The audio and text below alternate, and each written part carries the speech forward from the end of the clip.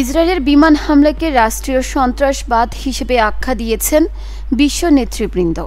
হামলার ৩৬ ঘণ্টার পর কাতারের প্রধানমন্ত্রী শেখ মোহাম্মদ বিন আব্দুর রহমান বিন জসিম আল থানি সিএনএনকে দেওয়া এক সাক্ষাৎকারে ক্ষোভ প্রকাশ করেন। তিনি বলেন, দোহায় হামলা চালিয়ে ইসরায়েল জিম্মি মুক্তির সম্ভাবনাকে হত্যা করেছে। আমরা ভেবেছিলাম সভ্য মানুষের সঙ্গে আলোচনা করছি, কিন্তু তাদের আচরণ বর্বরতাকে হার মানিয়েছে।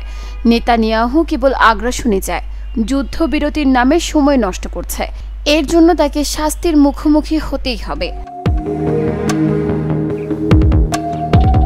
আল-থানি সতর্ক করে বলেন, ইসরায়েলের এই বর্বরতার জবাবে মুসলিম বিশ্ব সম্মিলিতভাবে জোরদার প্রতিক্রিয়া জানাবে। সেই লক্ষ্যেই দোহায় আরব সম্মেলনের প্রস্তুতি চলছে।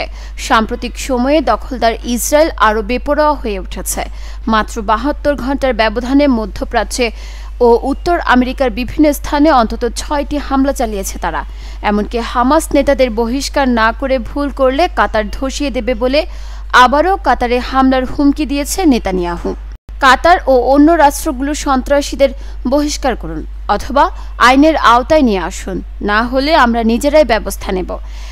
এমন মনোভাব উপসাগরীয় দেশগুলোর নিরাপত্তা ব্যবস্থাকে প্রশ্নবিদ্ধ করছে।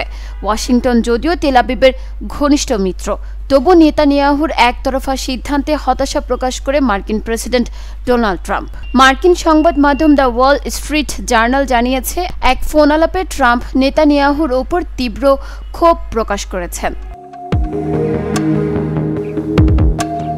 নিউজ ডেস্ক, চট্টগ্রাম সময়।